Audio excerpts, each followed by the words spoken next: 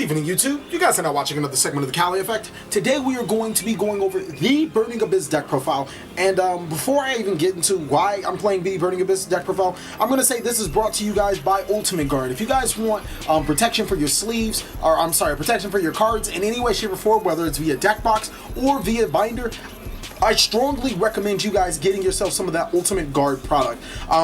There's a couple of reasons why I decided to stay pure Burning Abyss. Well, I do feel that the Phantom Knight Burning Abyss deck does have some amazing matchups, like against decks like Cosmos, something that this deck really struggles against. I felt that for Nostalgia Month, I'll keep it just Burning Abyss. And then secondly, I just really like just flat out Burning Abyss because there's a couple of things that you can do in regular Burning Abyss that you necessarily couldn't do as well in the Phantom Knight version. But let's get down to the deck profile. We're going to start off with 3 copies of Fiendish Warrior Rhino, 3 copies of Skarn, 2 copies of Seer, 2 copies of Libic, 2 copies of Farfa, 2 copies of Crane, 1 Tour Guide, 1 Graph, 1 Barbar, 1 Rubik, 1 Calcab, and 1 Alec.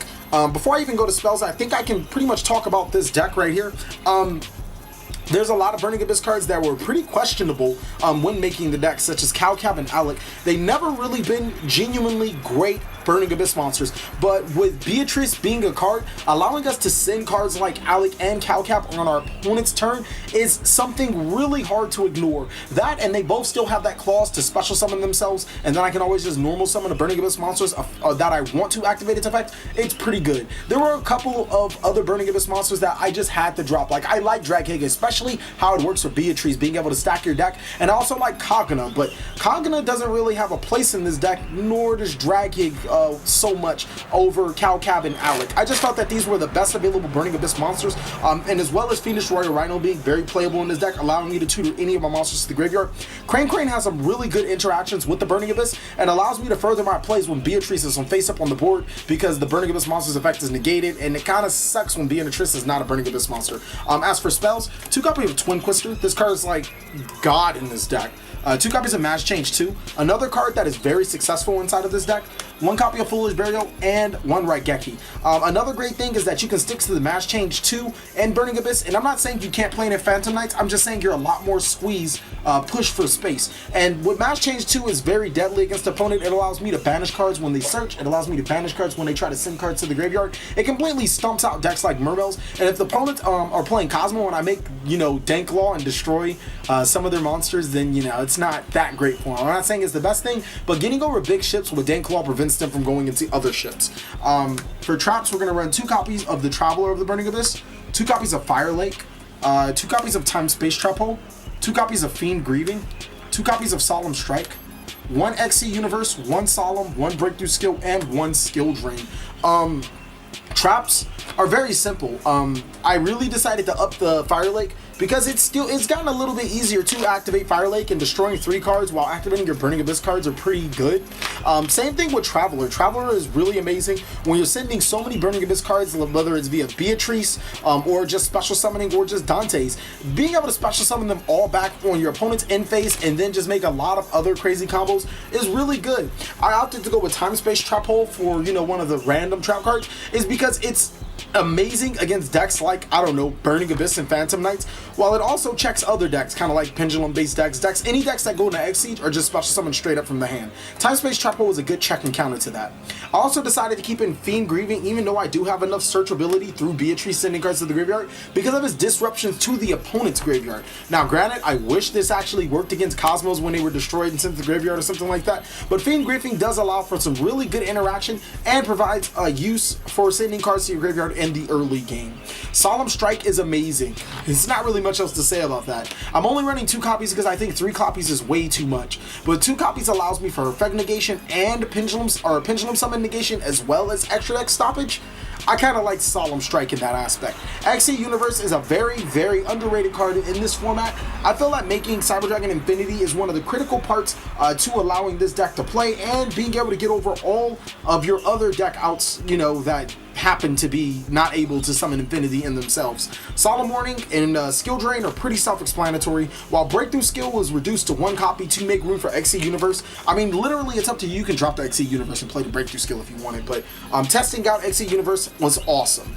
I guess now we can get on to the extra deck. I was pretty tight for space going into the extra deck, but I found the best available 15 cards, and I think I'm pretty confident in playing these cards. 3 copies of Dante, 1 Asset Golem, 1 Phantom Knight Breaksword, 1 Utopic Future, 1 Zen Mains, 1 Nightmare Shark, 1 Infinity, 2 Beatrice, 1 Virgil, 2 Darklaw, and then 1 Pilgrim Dante. Besides the 3 Dante, I mean, it's pretty self-explanatory. Breaksword, I dropped the Alucard for Breaksword because I felt Breaksword was just a better card. Utopic Future is godly. I really want to run a second copy because this is our out to Dark Destroyer and stuff like that. Cyber Dragon Infinity makes some really nasty plays, especially since a lot of people don't see it coming, and I still gain effects from like sending Dantes to the graveyard. And the same thing with Beatrice. You can still make Beatrice through XC Universe. So Beatrice is a pretty deadly card, especially since you can use this effect because it wasn't summoned the way of just sending a Dante immediately. So Beatrice is pretty good. Darklaws and just Darklaw is amazing. It's really not much else to say about Darklaw, is that Darklaw can outright win you a game just by summoning it. There was a couple of Mermail players that get salty when I, go into Darklaw, game 1 and game 2. People think that I cite them, but nah, Darklaw is just that good of a card. And then Dante Pilgrim of the Burning Abyss, you're probably rarely gonna summon that card, mainly because you don't fusion summon for it. You allow them to destroy your Beatrice to go into Dante Pilgrim, so it rarely happens, but when it does, you're probably gonna win the game before it, and you're gonna regret not having it if they do wind up getting over your Beatrice. Now we can get on to the side deck. For the side deck, I try to address many of the deck's flaws. This deck's biggest weakness is the Cosmo matchup because of Dark Destroyer, and I haven't really got around to figuring out what I want to play for it. So you guys can always catch me on Twitch where I will be playing any and every deck that you guys request. So please stop asking me to play X deck. You can just find me on Twitch and ask me, and I'll play it right then and there and give you the deck profile. So 3 Imperial Iron Walls. Let me find my other 2. 3 Imperial Iron Walls, 3 Mask of Restrict, 3 Anti-Spell Fragrance, 2 Maxi, 2 Majesty's Fiend, and 2 Vanity's Fiend. I want to play Monarch Stormforth because Monarch Stormforth is an out to the Dark Destroyer, and then it also allows me to play Majesty's Fiend, Vanity's Fiend. It's also an out to a couple other decks that, are pretty good. I probably would drop the Maxis for them. Anti-Spell Fragrance is Get Over the Pendulum. Mask Restrict is for Monarch, and anything alike. Imperial Iron Walls for Cosmo and all that stuff, and these guys are just really, really jerk moves to the opponent. Like I said, I probably would drop the Maxis now the more I think about it for the Monarch Stormforth, but right now, Maxis just, I don't main them because there's decks that don't special summon them much, and then there's decks that special summon a lot. And normally when you're playing Burning Abyss, going into Burning Abyss mirror match, the Phantom Knight matchup, Mermails, you drop Maxi and your opponent allows you to draw so many cards, you're probably going to win next turn. But, I probably will go around to dropping them for the Monarch Stormforth just because I can get over Dank Destroyers and then summon cards like this, which, are game-wrecking. But now we can get on to the combos. Okay, guys, the Cyber Dragon Infinity Lock is a lot more simplistic than a lot of people think. The only thing you need is a way to make Dante and XC Universe. You also need to be playing against an opponent that actually plays, XC cards that are level 4 or level 3. So first, we're going to normal summon Tour Guide from the Underworld. Tour Guide's going to special summon Graph in this instance, and we're going to go ahead and make Dante. Where's that Dante? Furthermore, we're going to set the XC Universe and then pass our turn. Our opponent's going to make, I don't know, something like, we're actually going to detach. My apologies. I don't know what I'm thinking. We're going to detach, and I'm going to mill Bat this time around. I'm going to mill those 3.